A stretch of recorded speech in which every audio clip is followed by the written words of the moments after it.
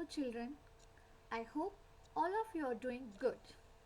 So in the last period we were reading the story An Astrologer's Day. Yes? So shall we continue with the story? Okay. And the title of the story is An Astrologer's Day, written by R.K. Narayan. So before moving forward, children, let us revisit the story. Okay, so in the story we have seen that there was an astrologer who was doing the business of telling the people of their future. Yes, and how does he look like, or the appearance of the astrologer?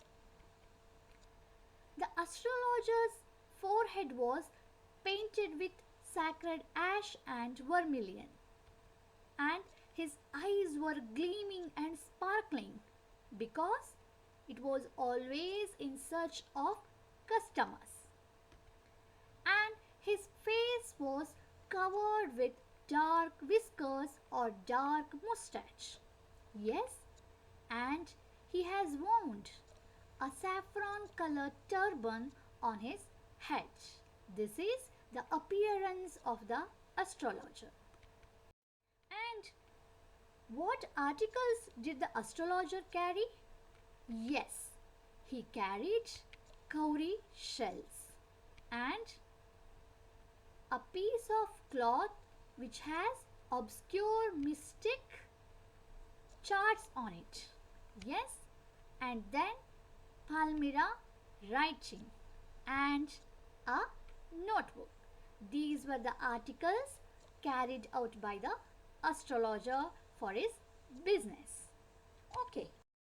Then where did the astrologer sit? Or where he carried out his business?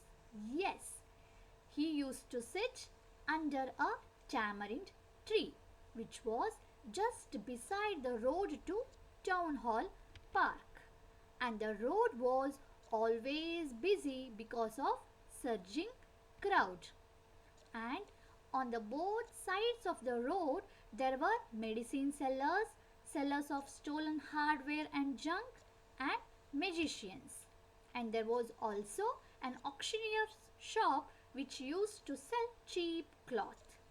And beside astrologer's place there was a fried groundnut vendor.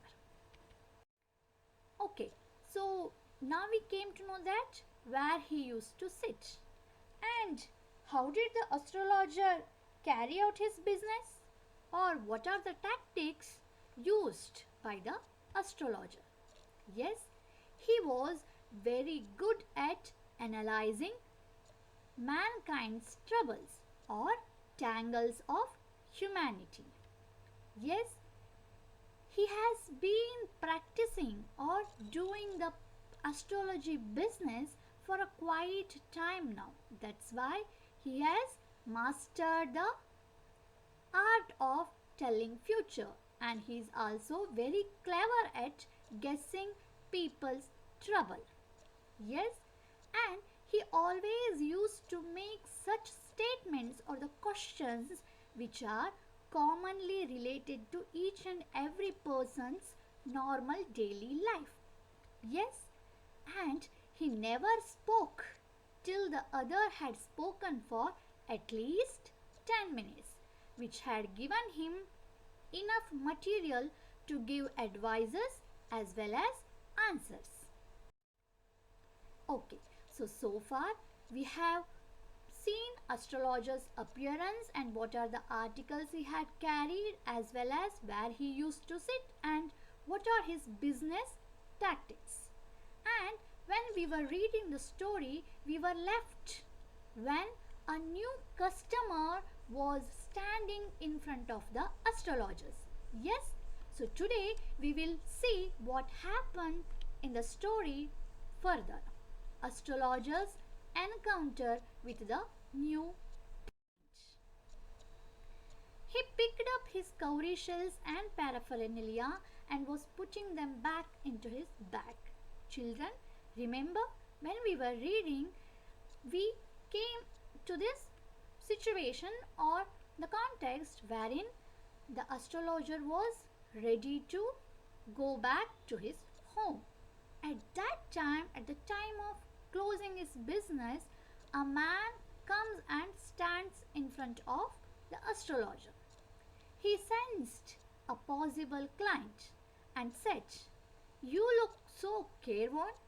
So, when he saw the person in front of his shop, in front of his belongings, he sensed that it might be a new customer, yes, a new client, and immediately he said to that person that you look so careworn.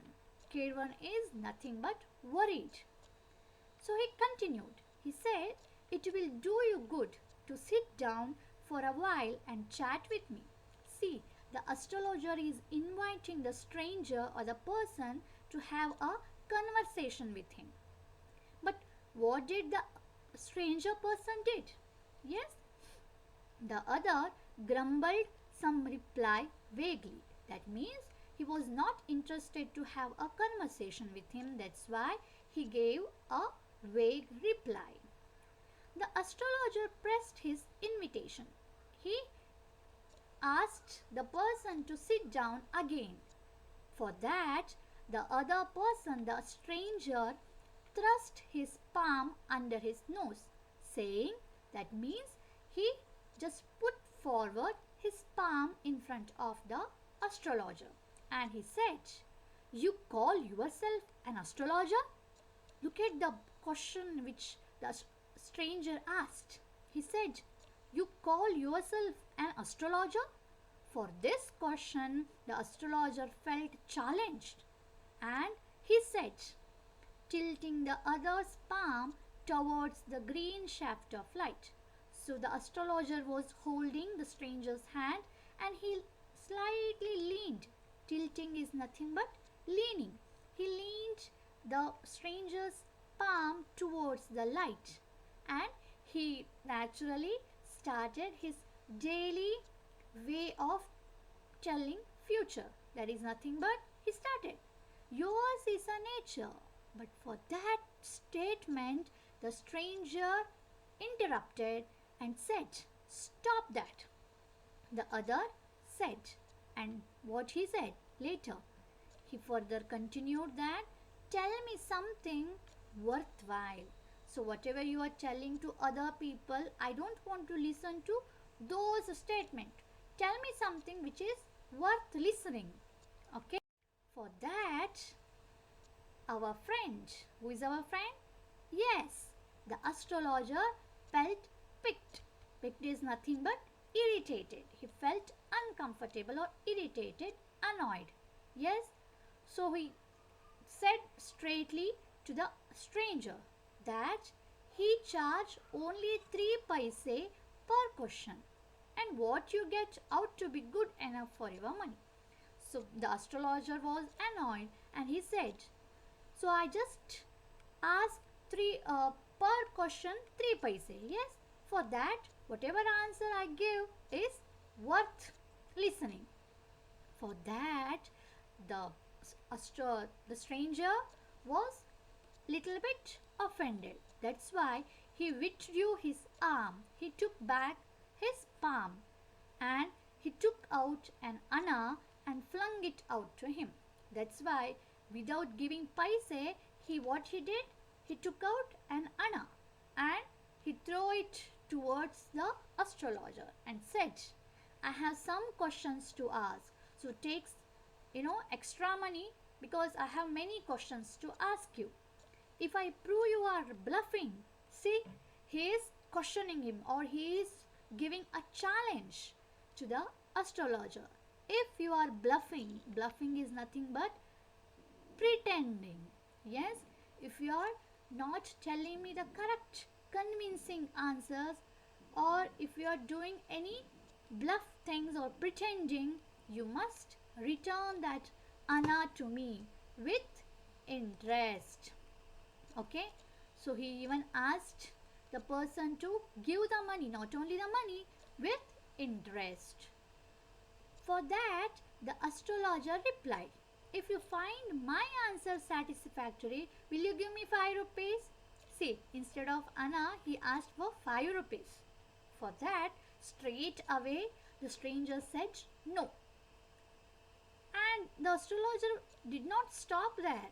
He even asked, will you give me 8 Anna? Okay, if you are not willing to give me 5 rupees, will you give me 8 Anna? For that, the stranger said, all right, only when if he gives satisfactory answer, provided you give me twice as much if you are wrong.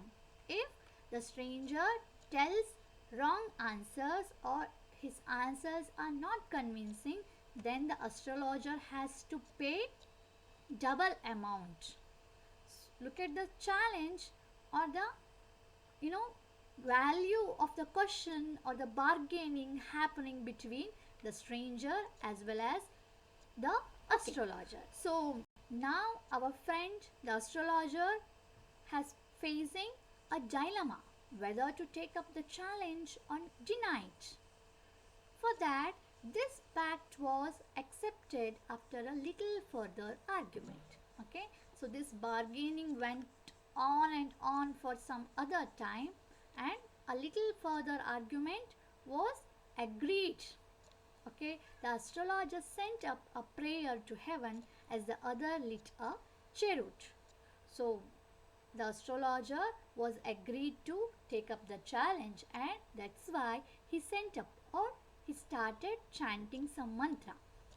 When he was chanting or when he was praying, the other is nothing but the stranger lit a cheroot. A cheroot is nothing but a cigarette. The astrologer caught a glimpse of his face by the matchlight.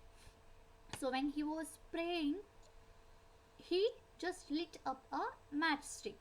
In that light, he saw or a glimpse of stranger's face. There was a pause. As soon as the astrologer saw the face or he had a glimpse of the stranger's face, there was a pause, there was a shock, there was a surprise which was received by the astrologer. It was like as cars hooted on the road, as Jataka drivers swore at their horses, and the babble of the crowd agitated the semi-darkness of the park. Look at these phrases. These all phrases says that there was a shock on the astrologer's face as soon as he caught a glimpse of the stranger's face. Why do you think that he was shocked? Why is he surprised to see the stranger's face? The other sat down. So now the stranger who was having or who was lit a cheroot, he sat down, sucking his cheroot, puffing out, sat there ruthlessly. As soon as he sat down, the astrologer felt very uncomfortable. See, usually our friend astrologer is very well practiced or very clever at guessing people's troubles. But now when he is faced with a challenge, he felt uncomfortable. Why do you think the astrologer is feeling uncomfortable? Yes, let us find out what happened or what happens next. So, did the astrologer accept the challenge? Yes, he has took up the challenge. Yes, he says, here, take your Anna back. Look at astrologer's statements. He is not willing to take up the challenge. Take your Anna back. He is giving the money back to the stranger. I am not used to such challenges. So he is regularly not used to take such challenges. It is late for me today. Yeah, it was right because it was time to leave his business and go back to his home. It is already time. That's why he denied to take up the challenge. He started making preparation to bundle up. He collected all his belongings and started to put them back to his bag. But what happened? The stranger, held his wrist and said, "You can't get out of it now. You dragged me in while I was passing." So, even we have witnessed that. The stranger was just standing before astrologer's place. Astrologer is the one person who invited the stranger to have a conversation with him. Yes, that's why astrologer dragged him to have a conversation. That's why now the astrologer cannot get out of the challenge. The astrologer shivered in his grip because the stranger was holding astrologer's wrist. He was little bit shivered. His voice shook and became faint. He couldn't utter a single word. Okay, that's why he said, "Leave me today. I will speak to you tomorrow."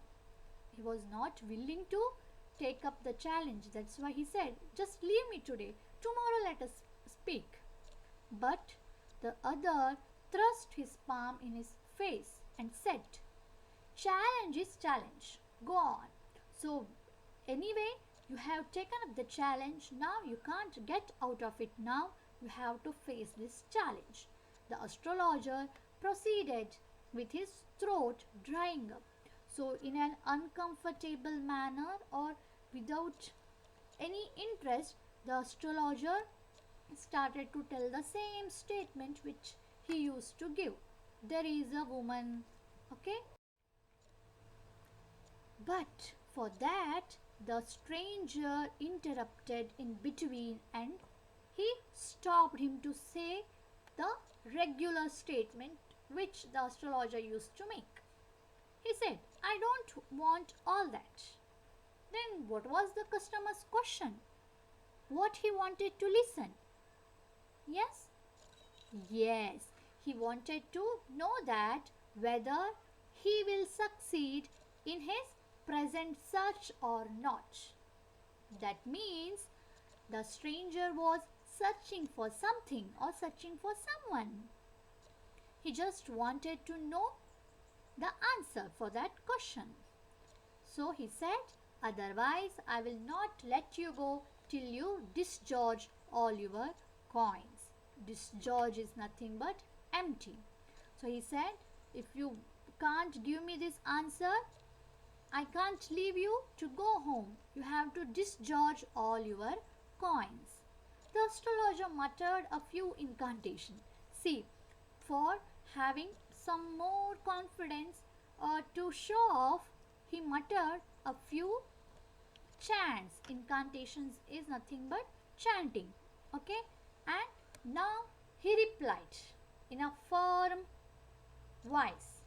He said, the astrologer said, "All right, I will speak. But will you give me a rupee if what I say is convincing?" So far we have seen that he used to, ask 3 paise per question. Yes, later he asked just an anna. But now he is asking a rupee. Okay. So he said, the astrologer asked the stranger, "If my answers are convincing, will you give me a rupee? Otherwise, I will not open my mouth. You may do what you like." So he also came up with a challenge, or he also started bargaining.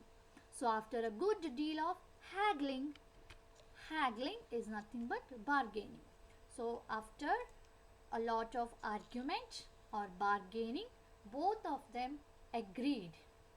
And what was the condition? The condition was the stranger has to give a rupee if the astrologer gives convincing answers. So then what did the astrologer tell about the stranger? And what was the answer for the question asked by the stranger. Now the astrologer said, "You were left for dead, am I right?" Okay. Now the stranger's past was revealed by the astrologer.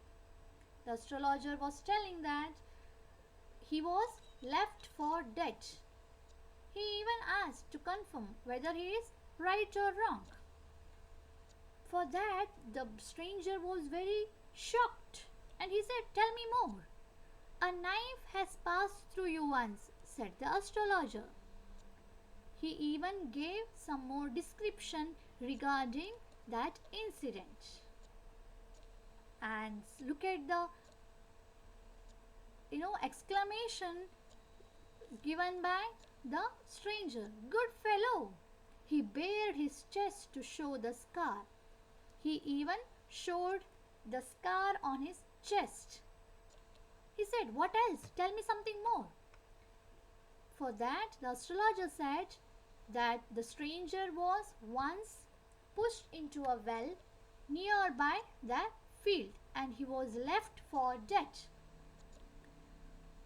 Even the stranger was very astonished to hear all these things, and he even confirmed that incident by saying, "Yes, he should have been or dead if some passerby had not chanced to peep into the well."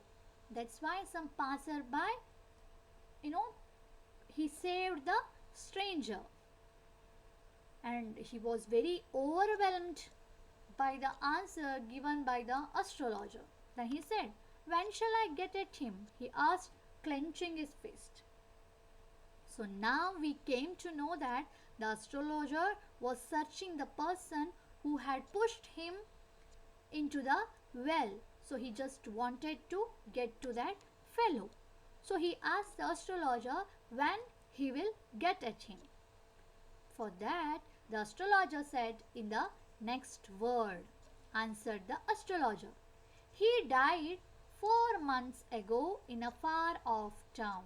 So you can't get him because he is dead. He is no more.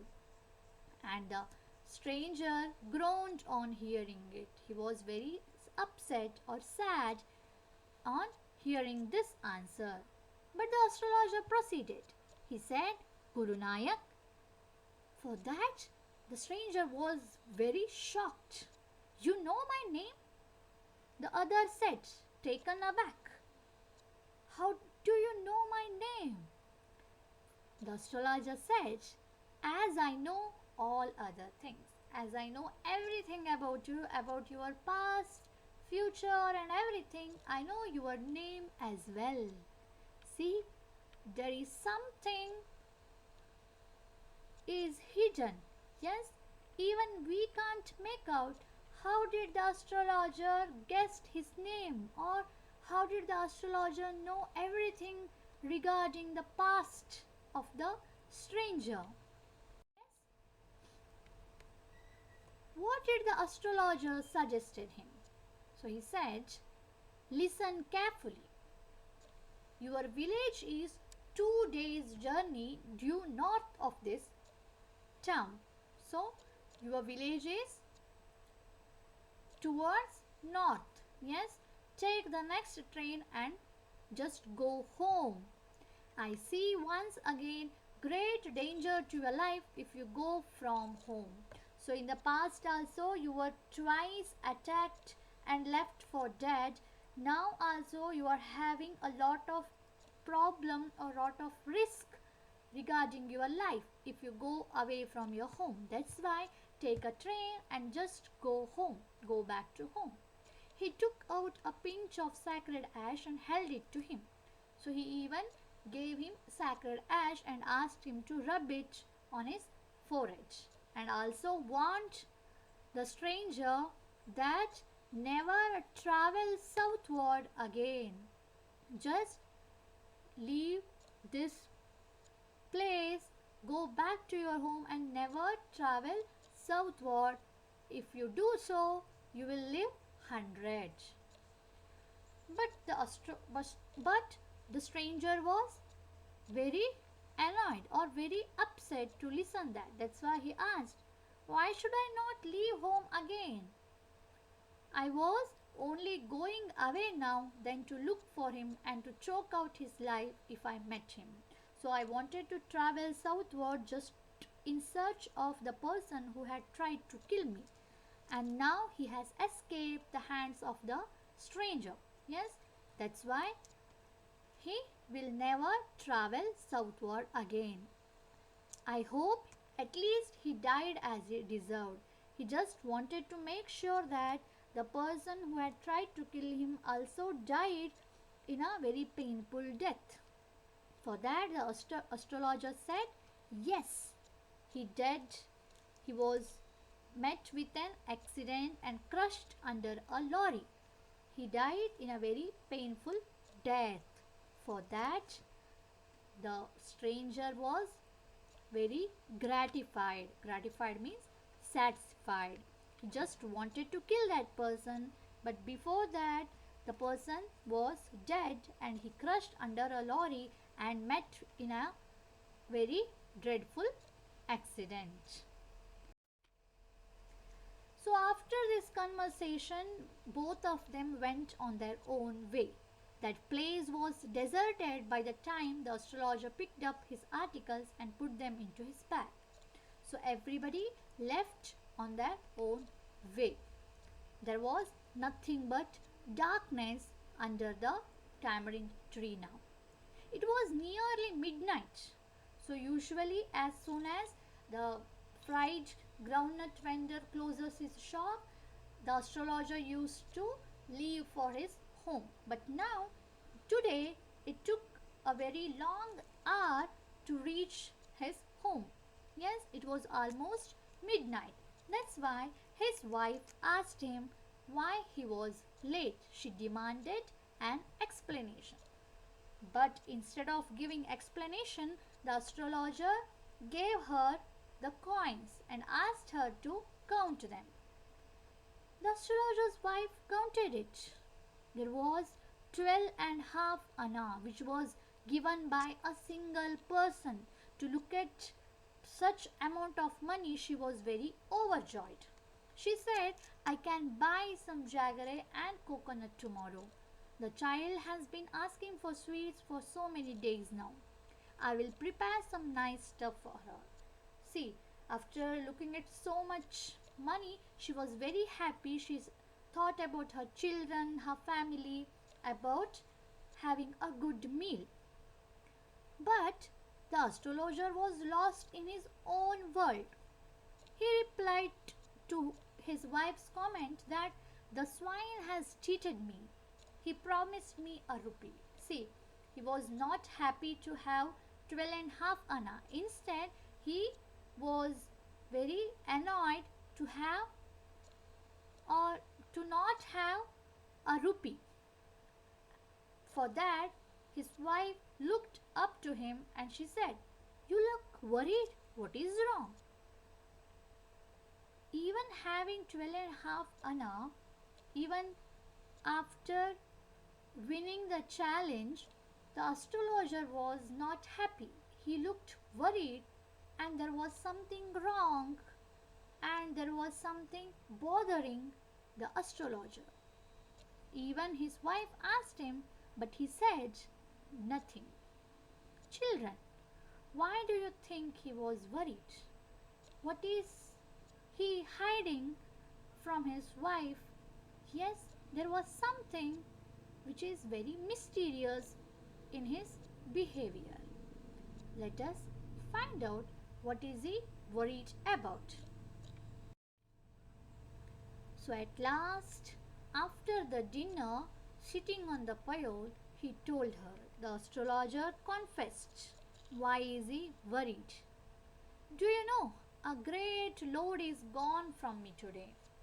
Yes, so there was something burden which he was carrying. Yes, "I thought I had the blood of a man on my hands all these years. That was the reason why I ran away from home, settled here and married you. He is alive."